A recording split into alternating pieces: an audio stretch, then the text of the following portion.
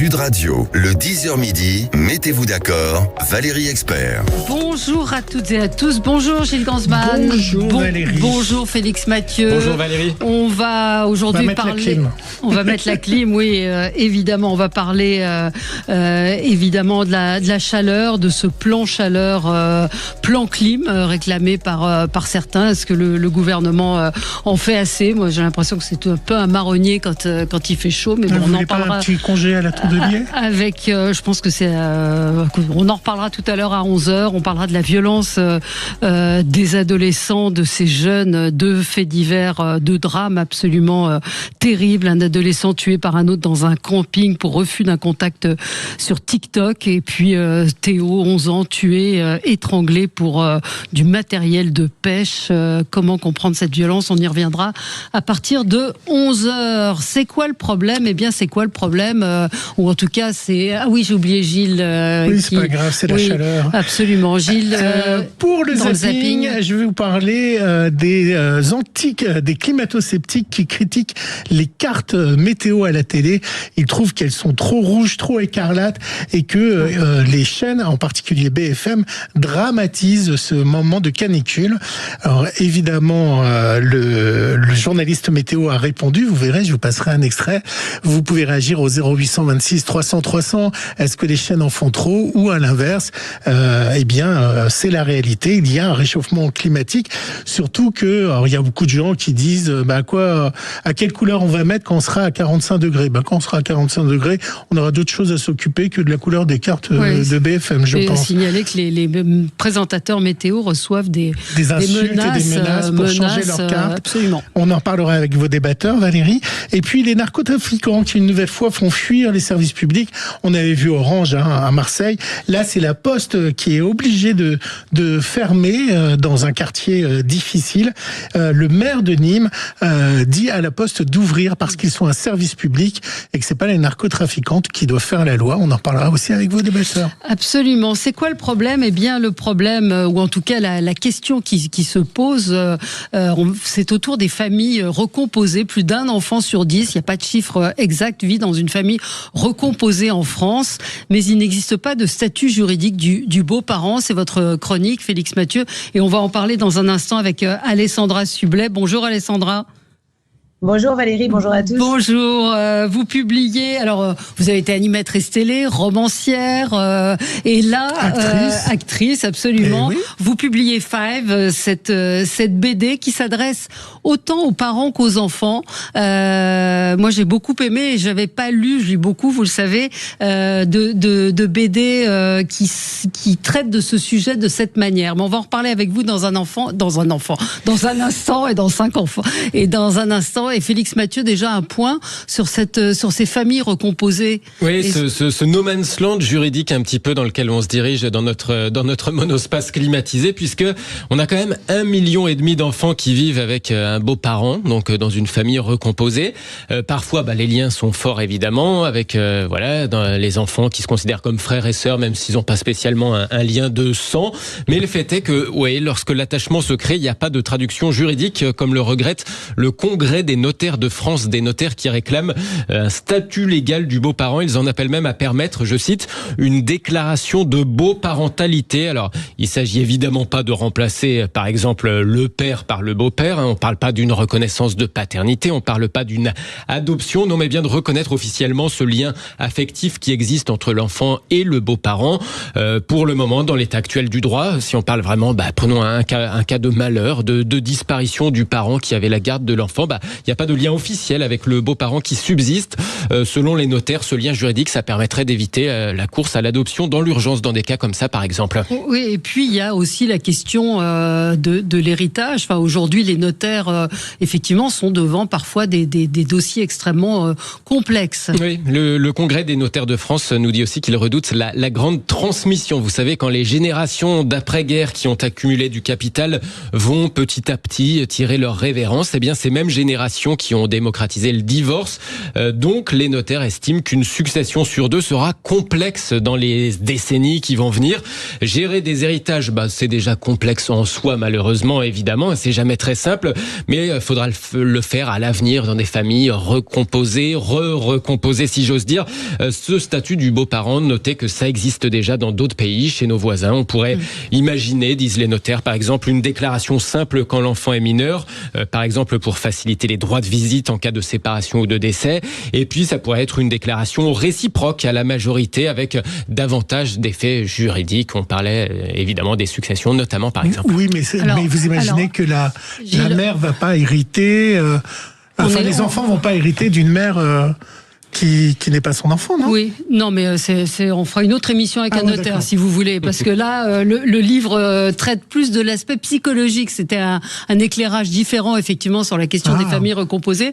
Alessandra Sublet, 3+2, c'est cette histoire que vous racontez avec Ludovic d'Anjou et les très chouettes dessins de Francesco Marinelli. C'est évidemment, on vous pose sûrement la question, c'est du vécu ? Oui, alors la BD s'appelle Five, c'est pas du copier-coller évidemment, mais oui, c'est du vécu, et c'est la raison pour laquelle j'ai initié le projet avec Dargaud, c'est que j'ai été très étonnée de voir qu'il n'existait rien sur la famille recomposée, même pas un livre.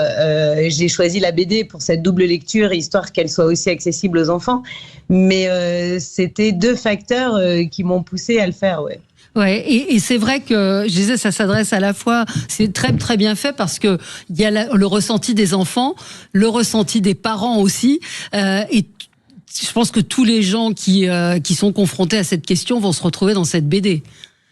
En fait, j'ai été la première à être confrontée à ces questions-là, sans pouvoir y répondre d'ailleurs, et j'ai bien vu les comment quand on rencontre quelqu'un, est-ce qu'on doit le dire aux enfants, à quel moment, c'est ça ? Oui, exactement. C'est-à-dire que nous, les adultes, on estime qu'on a une chance folle quand on rencontre quelqu'un et qu'on est déjà issu d'une séparation. Mais nos enfants, nos bagages, entre guillemets, eux n'ont pas forcément d'obligation, en fait, ni d'aimer l'autre, ni de vouloir au début participer. D'ailleurs, la jeune adolescente Billy, dans la BD, elle n'a pas du tout envie que son père fasse rentrer une femme dans sa vie. Elle a même l'impression de trahir sa mère. Donc en fait, il y avait beaucoup de questions, d'après moi, que générait en fait cette famille recomposée, et sans être ni psy ni coach, parce que je suis ni l'un ni l'autre, j'avais juste envie de pouvoir essayer d'être un miroir pour les adultes ou les enfants qui lisent cette BD. Ouais. J'ai retenu deux passages justement. Il y a la tata un peu foldingue qui fait un peu le personnage, qui fait le lien, et cette question que pose à un moment, je crois que c'est la petite fille, elle dit tata, si je l'aime bien, Leïla, donc qui est la nouvelle copine de son père, ça veut dire que j'aime moins ma maman. Et c'est vrai que c'est des questions basiques, j'ai envie de dire, mais qui ont le mérite d'être posées et dites dans la BD. Parfois, j'ai peur de pas avoir assez de sentiments pour tout le monde. Il y a les grands-parents, et il y a toutes ces questions-là qui se posent aux enfants. Exactement. Et en fait, il faut bien comprendre que les enfants déjà qui sont issus d'une séparation vont être émotionnellement beaucoup plus mûrs que d'autres enfants, parce qu'ils sont passés déjà par des stades par lesquels, par exemple, moi, je ne suis pas passée, parce que je suis issue d'un couple marié depuis plus de 50 ans. Et on peut avoir une certaine culpabilité par rapport à ça, mais quand en plus on rencontre quelqu'un et que on reconstitue une famille, nos enfants ont encore d'autres questionnements et peuvent se sentir un petit peu perdus. Donc c'était important pour moi qu'on traite de ce sujet-là. Et c'est vrai, vous l'avez dit, aujourd'hui on dit qu'il y a 10% officiellement en France de familles recomposées. Moi, je pense qu'officieusement, on est beaucoup plus nombreux, et malheureusement, dans les années à venir, les statistiques des divorces nous montrent qu'on va être peut-être de plus en plus nombreux. Donc, c'est quand même intéressant de prendre à bras-le-corps ce sujet-là, ouais. Est-ce que c'est compliqué de donner des ordres à ces enfants qui ne sont pas les siens, ou leur dire ne mange pas ça, ne prends pas de coca, ne fais pas ci, ne fais pas ça? Comment avoir de l'autorité quand on n'est pas la mère? Alors, d'abord, je pense que tous les beaux-pères et les belles-mères, parce que on est est hommes et femmes dans le même panier, on n'a pas forcément d'autorité à avoir. Et c'est ça qui est le plus difficile, c'est d'essayer de trouver sa place. Et même en tant qu'adulte, moi j'ai eu une peur quelque part que ces enfants ne m'apprécient pas ou que ça marche pas ou que voilà, parce que encore une fois, c'est pas une rencontre anodine quand on rencontre quelqu'un qui a des enfants. Et j'ai été confrontée à ces questions-là, et vous avez raison de les soulever. Je pense qu'il y a un équilibre à trouver qui se trouve pas hyper facilement au départ. Il y a une place à trouver aussi, et puis surtout, je trouve qu'il y a un effort de la part des adultes à faire et de s'élever un petit peu par rapport aux enfants qui sont en face de nous. En fait, il faut encore une fois comprendre que nous, on maîtrise un minimum notre relation, je dis bien un minimum. On essaye aussi de contrôler un petit peu nos sentiments, mais on ne peut pas contrôler les sentiments des enfants. Il faut qu'ils aient leur libre arbitre, leur propre jugement. Ils peuvent vous aimer, oui, ils peuvent aussi ne pas vous aimer, et puis ça peut aussi évoluer dans le temps. Il faut accepter ça et surtout ne pas faire de forcing et comprendre que ces enfants n'ont vraiment aucune obligation. Oui, et c'est vrai qu'on voit que les enfants, enfin c'est ce qui transparaît de la BD, c'est qu'ils sont malins. Et qu'en fait, ils ont compris très vite que leurs parents respectifs avaient rencontré quelqu'un d'autre. Et ça, oui, je pense que c'est ce que les adultes sous-estiment, se dire, bon, ils n'ont pas compris. En fait, si, ils perçoivent tout très très bien. Mais oui, et vous avez entièrement raison, Valérie. Moi, avant même que j'annonce ma relation avec mon mari maintenant, ma fille m'a regardée en me disant, OK, quoi de neuf ? Ouais. Oui, c'est ça. Donc, voilà, ils nous voient évoluer, ce sont des éponges, et c'est marrant parce que je pense encore une fois, et surtout les enfants issus d'une séparation sont beaucoup plus évolués, entre guillemets, émotionnellement, parce qu'ils ont déjà ressenti des choses qui sont pas forcément dites à leur portée à ce moment-là. Donc, on va se retrouver dans un instant avec vous, Alessandra Sublet. On aura Marion qui voulait témoigner. Je pense qu'elle trouve beaucoup d'écho dans ce qu'elle vient d'entendre, et on va continuer de parler de votre bande dessinée 3+2 5 saison 1. Ça veut dire qu'il y aura un tome 2 vraisemblablement. À tout de suite. Ouais, on est en train d'écrire. 10h midi, mettez-vous d'accord. Sud Radio, le 10h midi, mettez-vous d'accord, Valérie Expert. On est ensemble avec vous sur Sud Radio dans ce 10h midi avec Alessandra Sublet qui publie cette bande dessinée 3+2 égale 5. C'est paru chez Dargaud. C'est coécrit avec Ludovic Danjou et illustré par Francesca Marinelli. Une BD qui s'adresse à la fois aux parents et aux enfants parce que c'est une BD familiale en fait. Vous pouvez la laisser traîner sur la table et vous pouvez la lire avec eux et la lire vous aussi. On avait Marion qui voulait témoigner. Bonjour Marion. Oui, bonjour. Alors ça vous a fait réagir ce qu'on disait au début de cette émission? Oui, ça me parle complètement parce que moi aussi, famille recomposée. Alors moi, c'est 3+4 égale 7. Oh là. Donc, on est passé de 3 à 7, c'est un sacré changement. Et comme vous disiez tout à l'heure, c'est pas pour prendre sa place. Enfin, il faut trouver sa place. Et au début, c'est pas évident. Mais bon, maintenant, ça fait 10 ans, donc c'est bon, j'ai trouvé ma petite place. Les enfants avec des différences d'âge de 2 à 17 ans, pareil, c'est pas toujours facile à... Comment vous leur avez annoncé?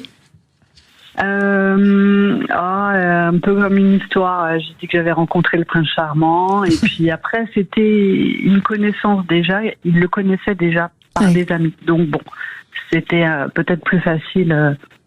Et ils étaient surpris ou pas, ou ce que disait Alessandra Sublet, c'est-à-dire qu'ils avaient déjà perçu qu'il se passait quelque chose? Oui, ils avaient. On a quand même un comportement. On redevient un peu adolescent, nous, quand on redevient amoureux. Donc oui, ils perçoivent nos changements. Et mon fils, qui était le plus âgé, qui avait 17 ans à ce moment-là, lui, il a eu du mal effectivement au départ à accepter. Un autre homme que lui, en fait, dans la maison. C'est la BD vraiment va vous parler parce que c'est exactement ça. Il y a une ado rebelle qui est celle qui a le plus de mal à accepter ça. C'est évident. Et moi, je voulais savoir comment ils vous ont appelé les enfants de parce que est-ce on vous appelle maman, est-ce qu'on vous appelle par votre prénom? Non. Comment on fait? Alors ils vous disent quoi? Mon prénom, parce que eux, en plus, les enfants de mon conjoint, ils sont en garde alternée une semaine. Donc de toute façon, il y a un lien continuel avec leur maman. Donc puis je suis pas là pour la remplacer, quoi. C'est pas du tout mon rôle. Et vous parliez d'autorité tout à l'heure. En fait, chacun gère ses enfants. C'est-à-dire que, évidemment, sauf quand il n'est pas là, parce qu'il faut, au niveau de la sécurité, voilà, on fait pas n'importe quoi, surtout quand ils sont petits. Mais sinon, lorsqu'il y a quelque chose qui va pas, en fait, on le dit à l'autre, on dit bon, par contre, voilà, ce serait bien que tu vois ça avec eux, parce que moi, ça va pas, ça me convient pas, ou je trouve pas ça normal.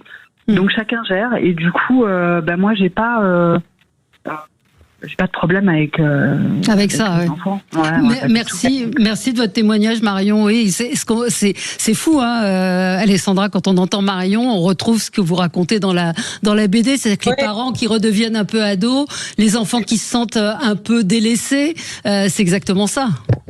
Oui, bien sûr que c'est ça. Et Marion a dit quelque chose de très important, c'est que la communication prime, et notamment avec son conjoint, parce que ce serait trop beau de tomber avec quelqu'un qui a la même éducation, les mêmes valeurs. Et encore une fois, les enfants ont aussi un chez eux, entre guillemets, de l'autre côté avec l'autre conjoint ou la conjointe. Donc oui, il faut communiquer beaucoup, il faut parler aussi, et même avec ses beaux-enfants.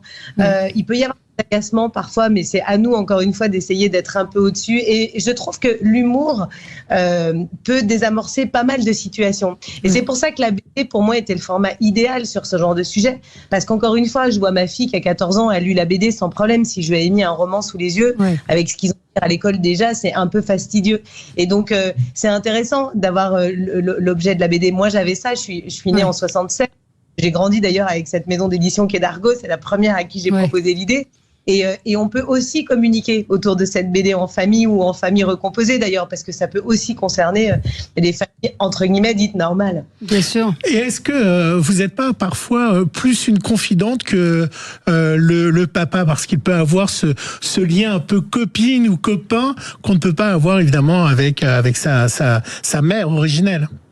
Et oui, c'est vrai, et c'est moi plutôt cette place que j'ai tendance à prendre, parce que encore une fois, d'ailleurs, je ne dévoile pas tout au père. Voilà. Ben oui, que ça pouvait être aussi un espace de liberté. En plus, je trouve que une fois qu'on lance les enfants sur ces sujets-là, on se rend compte quand même à quel point ils ont aussi des choses à dire, à quel point ils ont aussi des émotions cachées, divulguées, de peur souvent d'ailleurs de faire du mal au papa ou aux mamans de l'autre côté. Encore une fois, cette impression de tiens, j'aime bien mon beau-père, alors du coup, est-ce que je trahis mon père? Enfin, je veux dire, il faut bien se rendre compte que les enfants passent par des montagnes russes assez inédites. Et c'est pour ça que c'est intéressant de parler de famille recomposée. Et c'est pour ça que je pense que c'est un sujet qui va prendre de plus en plus de place, parce que c'est un facteur nouveau dans cette société quand même. Alors Stéphane nous dit, est-ce que l'enfant né de la famille recomposée lie encore plus la famille? On voit que c'est tout juste abordé dans votre BD, mais c'est une des grandes angoisses des enfants, justement, qu'un nouvel enfant arrive dans la famille recomposée. Et oui, parce que du coup, est-ce qu'on va l'aimer plus? Parce qu'il est l'enfant de cette union. Alors moi, ce n'est pas mon cas, mais j'ai communiqué avec beaucoup de familles effectivement qui ont refait un enfant, et cet enfant-là aussi a du mal à trouver sa place quand il grandit, parce que du coup, on se dit que lui va aller bien parce que lui, il a ses deux parents, mais il est quand même issu entre guillemets d'une famille recomposée. Donc c'est intéressant, ça part dans tous les sens, hein, ce sujet-là. Avec Ludovic, on s'est beaucoup marré à l'écrire, évidemment, mais émotionnellement, on y a mis aussi beaucoup de nous, parce que mon co-auteur, que je suis ravie d'avoir trouvé, a lui une famille recomposée, mais ce n'est pas ses enfants, et il n'a pas d'enfants lui-même. Ouais, donc c'est encore un cas de figure différent. Exactement. Ouais. Valérie, vous parlez d'un tome 2. Moi, je vais vous parler d'un dessin animé d'Argo qui publie Lucky Luke, par exemple, avait fait en animation Lucky Luke.